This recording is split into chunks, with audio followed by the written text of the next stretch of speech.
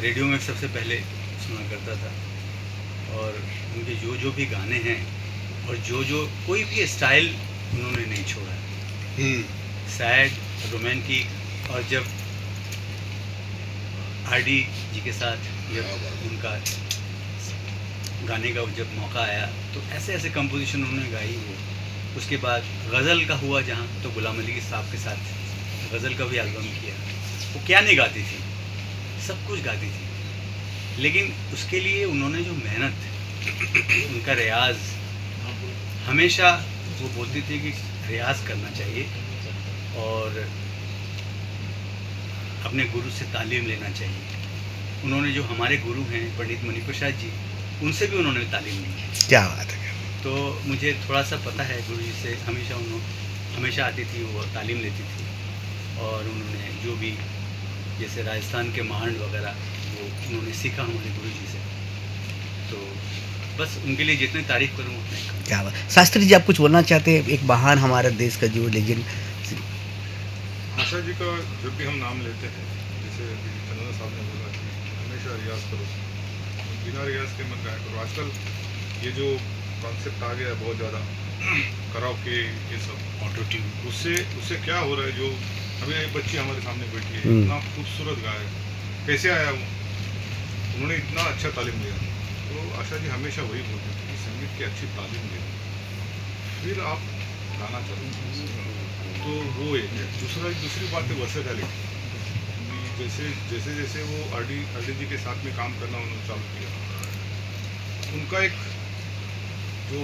एक संगीत निखर के आता है, वैसे वो निखर के आती है। हमारे लिए तो बस भारत रत्न है, बोलिए आप, बस क्या बोले हम, जब भी हम सुनते हैं बस सुनते ही रहते हैं, उनको तो बस श्रद्धांजलि देते हैं। मिर्जा साहब, आप बताइए किस तरह की आप मिस कर रहे हैं आप? मैं एक इंसान नहीं, सब लोग हिंदुस्तान में नहीं बल्कि सारी दुनिया में आशा जी का शोक मनाया जा रहा है, मतलब उनको श्रद्धांजलि दी जा रही है। यहाँ से अमेरिका तक भी उनके श्रद्धांजलि दे रहे हैं। वैसे गुलाम अली खान साहब ने भी फेसबुक में उन्होंने भी श्रद्धांजलि पेश की। आशा जी को तो सब हर कोई मिस करेगा। हाँ, वो तो चले गए, लेकिन उनकी कला हमेशा जिंदा रहेगी, क़यामत तक रहेगी। जब तक दुनिया चलती रहेगी तब तक उनका फन बाकी रहेगा।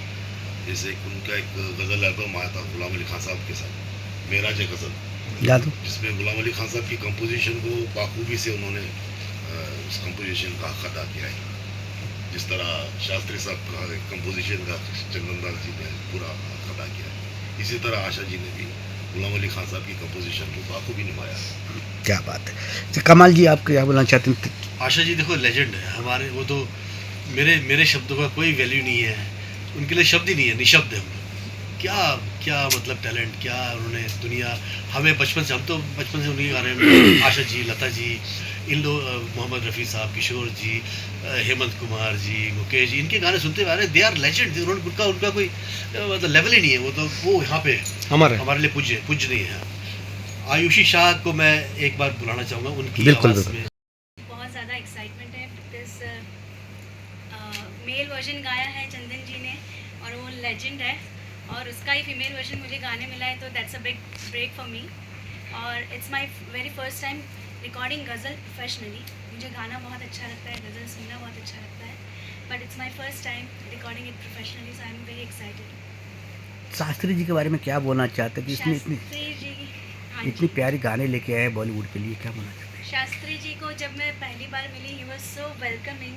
मुझे लगा ही नहीं कि मैं उन्हें पहली बार मिल रही हूँ, और जो मैंने सुना उनका कंपोजिशन मुझे भी बहुत अच्छा लगा, और आई वॉज लाइक कि वाओ, मुझे मिल रहा है इतना अच्छा गाने के लिए, और मुझे इतना बड़ा चांस मिला है, तो I am very thankful to him. Captain जो हमारा जो है डायरेक्टर साहब चंद्रू साहब, इसके बारे में क्या, काफ़ी बेहतरीन शूट किया उन्होंने, क्या बोलना चाहते हैं? शूट तो जैसे आपने देखा बहुत ही बढ़िया किया है, और सर फ्यूचर लेजेंड है, आई कैन सी दैट। एक लाइन गा दो ना, इतनी खूबसूरत तारीफ हो रहा है आपके। इनका जो है ना, गा दो थोड़ा सा, सोने पे सुहागा कर दो। शब्द थोड़े अलग है, ये चलेगा, हमें बस आवाज़ सुनना है। गुलशन एक दिल में गुले बस महकता क्यों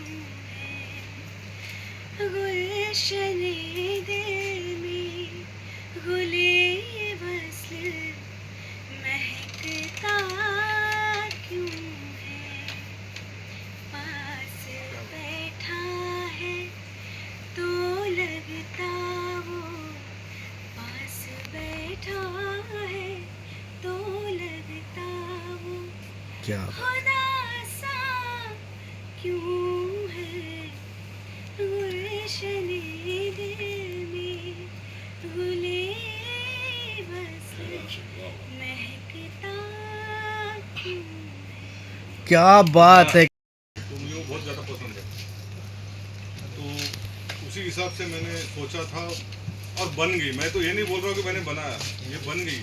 ऐसा नहीं है कि मैंने कुछ ज़्यादा कोशिश किया, मैंने कुछ मेरा ऐसा कुछ नहीं है। वो बस आमद आ गई, बस हो गई, इतना ही मैं कह सकता हूँ। तो ऐसी चीज़ें जो है वो ऐसे कि मैं कुछ अलग हूँ, मैं कुछ अलग कर सकता, ऐसा नहीं होता है। ऐसी चीज़ें बस हो जाती है, वैसे हो गई। शास्त्री जी, मैं एक बचपन में सुनता था, समय से पहले भाग से ज़्यादा नहीं मिलता है। आप इतने सालों से काम कर रहे थे, लगता है समय आपको अभी आया है जो नया चीज़ लेके आया, तो क्या इस पर बिलीव करते हो आप? हाँ बिल्कुल, हर एक चीज़ का एक टाइम होता है और मुझे लगता है कि ये टाइम अभी आ गया है। और शायद इसीलिए कमल साहब ने पीछे पड़ के डंडा मार के मेरे से करवा दिया। और मैं तो हमेशा ये बोलता हूँ कि मुझे प्रोड्यूसर मत कहा करो, मुझे अच्छा नहीं लगता। इससे अच्छा कंपोज़र करके अगर आप मुझे जानोगे तो मुझे ज़्यादा खुशी होगी। तो आप पर डबल जिम्मेदारी था, आप कंपोजर भी हो, प्रोड्यूसर भी हो, और एक नए लोग आपसे जुड़ रहे हैं, तो कैसा लग रहा है? हाउ मच न्यू आप जर्नी स्टार्ट कर रहे नहीं सर, इसका मुझे कुछ नॉलेज नहीं था। मैंने पहले भी बोला है कि मुझे सिर्फ इतना ही था कि हो गया था मेरे से, रिकॉर्डिंग हो गई थी, लेकिन इसको आगे जाने के लिए कैसे जाना मुझे कोई रास्ता नहीं पता था। तो ये रास्ता पूरा जो दिखाया कमल साहब ने दिखाया। क्या बात है कमल जी, आप देर लाए पर दुरुस्त लाए, पर अच्छा लाया आपने। आपको बहुत बहुत बधाई हो। इस तरह की चीज़ आप और लाया करो जो मार्केट को नया चीज़ दिखने की। ये हम तो वेट कर रहे हैं, 13-14 है, लाइन से लगा देंगे। क्या बात है, क्या बात। हम बात आते हैं शुरू के, जिस तरह होते सुर नहीं तो ताल नहीं, ताल नहीं तो सुर नहीं। चंदन दास जी, जितना प्यारा आपका नाम है, उतनी खूबसूरत आपने गाए हो, और आपको फैन आपको ही में जो चीज़ इंतजार कितने दिन से और मिल गया वो चीज़ गाने, तो क्या बोलना चाहते हो? सब तो अच्छा गाना चाहते थे हमेशा, इस तरह का कोई कंपोजिशन हो और लोग जो है अच्छे गाने सुने। और उसके जो लिरिक्स हैं, जो लिरिक्स में क्या है कि ज़िंदगी की बातें हैं, गज़ल में जो है उसमें खुशी भी है, गम भी है, सब कुछ है, तकरार भी है, सब कुछ है, जुदाई भी है, सब है। तो उसमें लोगों को अच्छा लगता है जब हम गाते हैं, तो लोगों को लगता है कि ये मेरी बातें कह रहे हैं, तो वो चीज़ उनके लिए वो पॉपुलर हो जाती है, मन में आ जाती है, उनके समा जाती है। यही गज़ल है। क्या रिस्पॉन्स मिला अभी आपके गाने? लोग, बाकी लोग ने सुने होंगे आपके, क्या रिस्पॉन्स मिला आपको? क्या रिस्पॉन्स मिला गाने के लिए? मैं जब पब्लिक में जब गाता हूँ, प्रोग्राम में जब गाता हूँ, तो लोग बात इसकी फरमाइश करते हैं कि अभी आपने जो नई गज़लें जो आपने गाई हैं उसको आप फिर से सुनाइए, मुझे सुनाना पड़ता है। इसी तरह मैं पहली जो गज़ल मेरी थी, न जी भर के देखा न कुछ बात की, बड़ी आरजू थी मुलाकात की, वो गाते गाते वो लोगों तक ऐसी पहुंच गई कि बस वो ज़ुबान की वो बन गई, बस शेर व शायरी जैसे बोलते हैं। एकदम से वो चीज़ लोग चाहते थे कि इसी तरह की कोई गज़ल। हम बात करें शास्त्री जी के साथ टीम में, आप पहली बार आपने किए, जो है कोलैब किया आपने, तो कैसा रहा आपका कोलैब अनुभव, कैसा रहा? बहुत अच्छा लगा। तो क्या है, मिजाज मिलता है गाने में, क्या है ना, ये रूह का काम है। दो अच्छे लोग मिल गए एक साथ, तो सोने पे सुहागा हो मिल जाता गए। और अब हमारे जो गीतकार हैं, हमारे जो इन्होंने एक्टिंग किया, उसको एक्टिंग में जो ये जो भाव जान लाए, डाला। वही भाव हमने गाने में लाए और वो एक्टिंग में लाया, ये कंपोज में लाए, अरेंजर में लाए, जो अरेंज किया जिन्होंने गाने को पूरा, तो सबका कंट्रीब्यूशन है, तब जाके ये खूबसूरत चीज़ बनती है। क्या बात है मिर्जा साहब, आपके बिना कोई काम नहीं होता, जब तक आप नहीं तब तक कुछ नहीं है।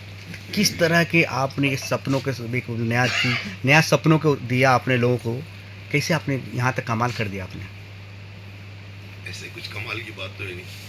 गज़लें इंसान की मिजाज में आती हैं, तो जब मिजाज गज़ल लिखने का होता है तो तभी तो वहाँ से आमद होती है, कोई लिख पाता है, वरना हर कोई शायर हो जाता है। वो आमद होती है, कहीं ना कहीं ख्यालात आते हैं।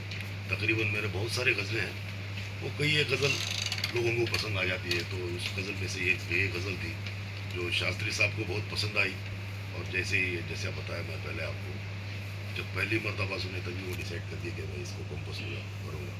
और ऐसे काफ़ी गज़लें इनके पास हैं जो कंपोज कर चुके हैं। बहुत जल्द आपके सामने फिर से गज़लें आएंगी।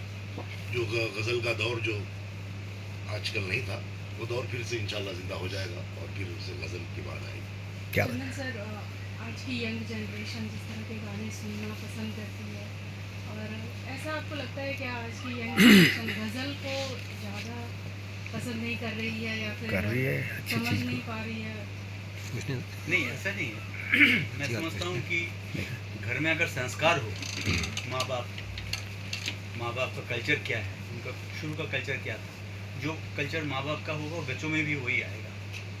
तो घर में अगर आप क्लासिकल नहीं सुनते हैं, अगर भजन नहीं सुनते हैं, तो इंडियन म्यूज़िक जो है वो धीरे धीरे ख़त्म हो जाएगा। क्या बात तो है। आप अपने बच्चों को भेजो। जैसे हम बाहर जाते हैं गाने के लिए, तो लोग बाग वहाँ पे जो है हेलो नहीं बोलते हैं, वो नमस्ते बोलते हैं। Yes, उनके yes, बच्चों yes. को पहले सिखाते हैं कि नहीं, हमारा ये कल्चर है, इसको आप कैसे करके कैसे बोलना है, आप इसको पहले सीखो और अदब करो, अदब होना चाहिए।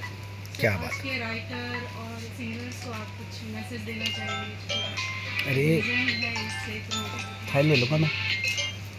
नहीं, राइटर देखिए वो इतने सब अपना बकवास थॉट आता है, उस हिसाब से जो क्या उसको चाहिए, क्योंकि उनको तो सिर्फ गज़ल तो नहीं लिखना है, उनको फिल्मों में भी लिखना है, सब कुछ लिखना है, उनको भजन भी लिखना है।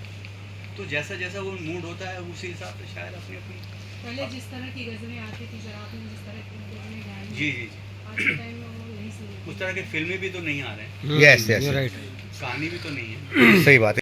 मुबारकबाद राइटर को दूंगा, नवाज साहब को क्या लिखा है, क्या बात है। जैसे चुपता है। और फिर साहब कमल जी ने साहब के बारे में बोला, तो जो गज़ल के बड़े बड़े चंदन दास जी, जो बड़े बड़े सिंगर, जो गज़ल गायक जिन्होंने बड़ा नाम कमाया, वैसी यादें इन्होंने वापस लाया। एक बार जोरदार ताली। और मेरे कलेजे के टुकड़े कमल जी को एक बार ताली। मेरा छोटा भाई है, मेरे हर प्रोग्राम में कंधे से कंधा मिला के रहता है, साथ साथ प्रोड्यूसर को, क्योंकि प्रोड्यूसर सर है, हम लोग सब टर है। शास्त्री जी वही बोला ना, प्रोड्यूसर सर। मैं भी कर्नाटक से हूँ, बैंगलोर से हूँ, ओके। और लेकिन मुंबई नंबर 8 में पैदा हुआ, 60 में 8 से रहता हूँ, और 55-60 इयर्स इंडस्ट्री में हो गया। Thank you. क्या बात है, क्या बात है, क्या बात है। तालियां। दिलीप सर आप बताइए सर, जिस तरह के आपने गाना देखा कि 90 के दशक का याद आ गया हमें। 90 नहीं बेटा, ये सारा ज़माना याद आ गया। मैं कहना चाहूँगा कि आज के जिस माहौल के गाने रिलीज़ हो रहे हैं, जो आजकल का तड़क भड़क, जो भी समझिए जिस तरीके के, क्योंकि मैं अमूमन मतलब अगर यहाँ 10 गाने रिलीज़ हो रहे हैं तो उसमें से 8 में तो मेरे को आना ही पड़ता है। जी जी मैं सारे प्रकार के गाने सुने, सब बच्चे अच्छे काम करते हैं। ये अपने आप का 2026 का सबसे सुपरहिट गाना इसलिए अलग होगा क्योंकि ये किसी गाने में मैच नहीं होगा। यस और यस यस। दूसरी बात, इस गाने की खास बात ये है कि जिस आप गाने कहते हैं ना कि मखमल की तरह आवाज़ हो, तो खास एक साउंड होता है ना, ये गाना सुनने के बाद में वाकई में चंदन की आवाज़ जो आवाज़ है वो मखमल की जैसी है। चंदन जी के लिए मैं इतना ही कहूँगा कि ये मेरे परिवार यानी सैन परिवार से इनका आज से नहीं 30-40 साल से रिलेशन रहा है, और इन्होंने कैरियर ही हम लोगों के साथ शुरू किया था। सर ने जो म्यूजिक कंपोज किया है, ऐसा लगता नहीं है कि शास्त्री इतना बड़ा कंपोजर, क्योंकि लगते हैं अलग से, मैंने सोचा कोई प्रोड्यूसर है, फाइटर है, और कोई एक्सपीरियंस बनाते हैं, मगर ये इतना दर्द इनके कंपोजिशन में। और मेरे लाडले भाई ने लिखा भी कमाल। सबसे पहले मैं जो इसमें बात एक महसूस कर रहा था कि आज के युग के जो जनरेशन है इस चीज़ को एक्सेप्ट करेगी कि नहीं करेगी, तो वो सादगी जो शब्दों में है, सादगी जो कंपोजिशन में है, और जो इन्होंने गाया है वो कमाल का है। एक खास करके कमल के लिए मैं ये कहूँगा कि ये यश बोस या भाभी जी घर पे हैं या जेठालाल उसी के लायक नहीं। आज इसको देखने के बाद में मुझे 60, 70, 80, 90 के दशक के जो बड़े सुपरस्टार हैं उनके कैलिबर इनमें नजर आया। यस जो एक एक लुक दे रहे थे ये, और जो एक एक इनका कट लिया है। बेटा तेरा क्या नाम डायरेक्टर? बहुत अच्छा मिला, क्योंकि आपने जो डायरेक्टर को, मैं यही देख रहा था कि ये कहीं ऐसा तो नहीं कि, क्योंकि नए लड़के होते सोचते हैं यार मैं यहाँ से कट कर लूँ, ये गाना यहाँ, तो कोई कटिंग नहीं, एकदम सादगी जैसा। आपको ये लग रहा है कि एक परिवार की तरह आप इस गाने में के अंदर इन्वॉल्व होना चाहेंगे। जो डायरेक्टर ने अपनी तरफ से बहुत खूबी निभाई, म्यूजिक भी आपने बहुत सूदिंग लिया, गायकी भी बहुत सुंदर थी, और खर्चा किया हुआ लग रहा है। ऐसा नहीं है कि ठोका हुआ लगता है गजल सिंगर हारमोनियम तबला लेके बैठा हुआ है, तो करेक्टर करके जा रहे हैं, वो नहीं। बाकायदा लेविसली पिक्चराइज किया, लोकेशन लिया। मुझे नहीं लगता कि एक दिन में पिक्चराइज हुआ हो। इसको अच्छा खासा आप लोगों ने समय दिया, और दोनों बच्चियां जो आपके साथ काम किया एज हीरोइन, दोनों ने बहुत प्यारा काम किया। और मैं यही चाहूँगा कि हम सबको इस तरीके के म्यूजिक को भी आगे प्रमोट करना चाहिए, राइट। क्योंकि बहुत साल हो गए मेरे ख्याल से। लास्ट में ये पंकज के बाद में तो खत्म ही हो गई नहीं, और पंकज जी के जाने के बाद तो टोटली लॉस हो गया था। अब वापस ये जो चंदन दास जी की आवाज़ में इन लोगों ने जो शुरुआत की है, मुझे उम्मीद है कि 26 के बाद में वापस ये एक अच्छा दौर आएगा, अच्छी शायरी का दौर आएगा, अच्छे गीतों का दौर आएगा। तो इसके लिए पूरी टीम को जोरदार तालियों से क्या बात है, क्या बात है। क्या बात है। Chandru I am attending this press meet in front of media and media friends. Actually, this song backbone by the Sastri sir and Kamal sir.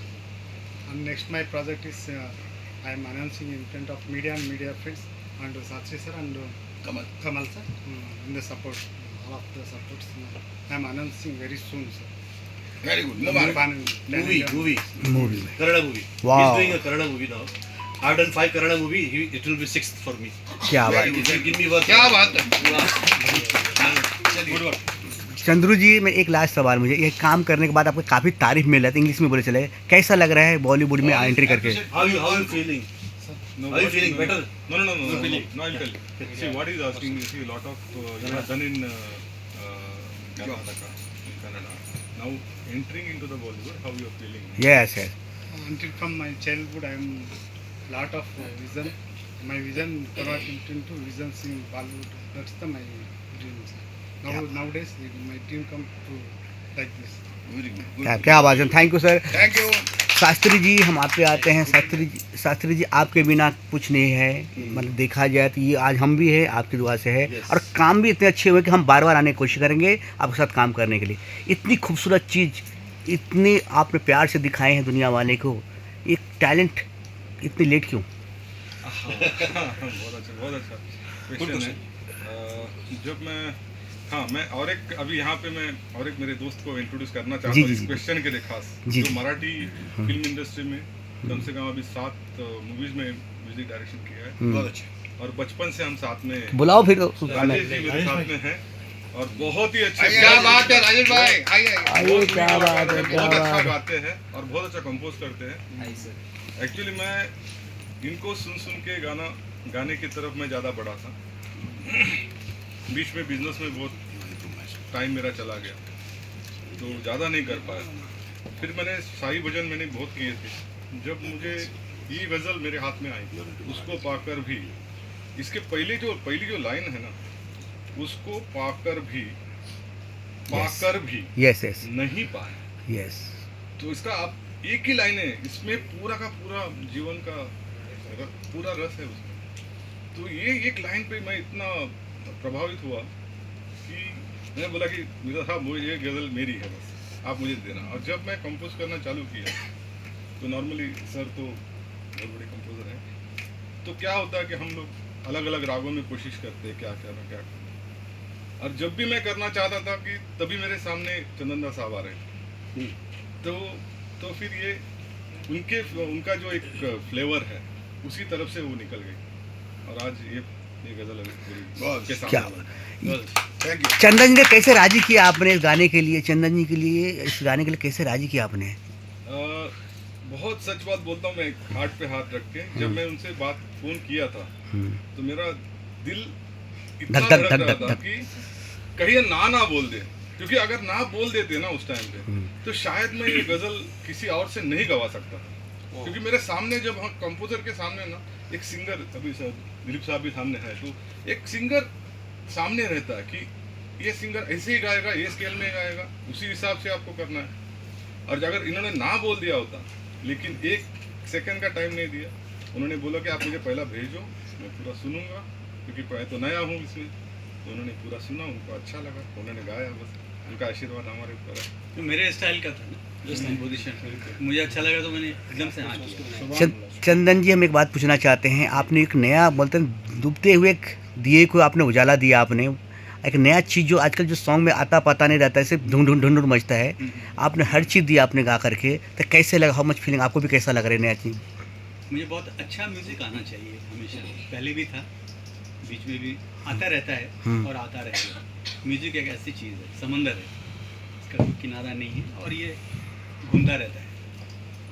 कोई भी वो अपना स्टाइल आएगा चला जाएगा, स्टाइल आएगा चला जाएगा, लेकिन जो भी एक तो पोइट्री है इसमें, गज़ल में मेन चीज़ पोइट्री है, और उसके साथ अगर उसके साथ कंपोज अच्छा हो जाए तो वो गाने की चार चांद लग जाती है। क्या बात, जितने अच्छे आपने गाए हो सर उतने अच्छे एक्टिंग किए कमाल जी ने। जिस जी। तरह की आपकी आवाज़ है उस तरह का उसने थीम जो भी है उसने मैचिंग किया है। तो कमल जी और जो एक्टर्स है दोनों ने काफ़ी बेहतर, इसके लिए क्या बोलना चाहते हैं? इन्होंने मेरे को सुना बहुत और सुन के उन्होंने अपनी गाने को जो है वो एक्टिंग में उन्होंने पिरोया है। तो ये उनका कमाल है। कमाल को उनका कमाल हो लिहाज गए। है। तो कमाल जी मैं आपके पास में आना चाहता हूँ, आपने गाने के साथ आपने ईमानदारी से, लगन से, हाँ कितनी खुशी महसूस हो रही, गाना क्या रिलीज हो चुका है या आने वाला है? गाना ये हमने टी सीरीज में चलाया है, जी जी हमने यूट्यूब में चलाया गाना। तो रिलीज हो चुका है। ये गाना रिलीज हो गया कल रिलीज हुआ, अच्छा। कल रिलीज हो गया ये गाना।